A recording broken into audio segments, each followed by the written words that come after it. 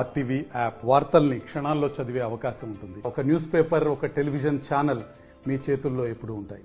జనసేన అధినేత ఆంధ్రప్రదేశ్ రాష్ట్ర ఉప ముఖ్యమంత్రి పవన్ కళ్యాణ్ ఈ నెల 29న జగిత్యాల జిల్లా మల్యాల మండలం కొండగట్టులో ఉన్నటువంటి పవిత్ర పుణ్యక్షేత్రం ఆంజనేయ స్వామి ఆలయంలో ప్రత్యేక పూజలు చేయనున్నారు.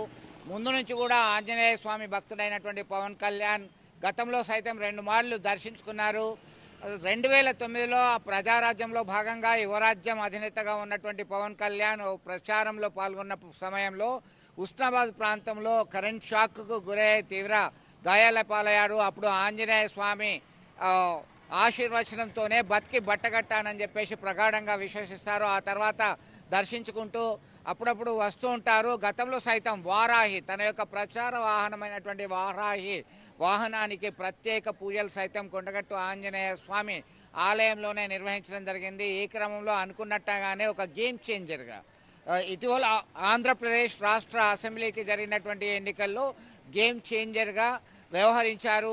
రాష్ట్రంలోనే కాదు, తెలుగు రాష్ట్రాల్లోనే కాదు, దేశవ్యాప్తంగా పవన్ కళ్యాణ్కి ఒక ప్రత్యేకమైనటువంటి పేరు వచ్చింది. ఈ క్రమంలోనే ఆయన ఉప ముఖ్యమంత్రిగా పదవిని కూడా చేపట్టినటువంటి విషయం విదితమే.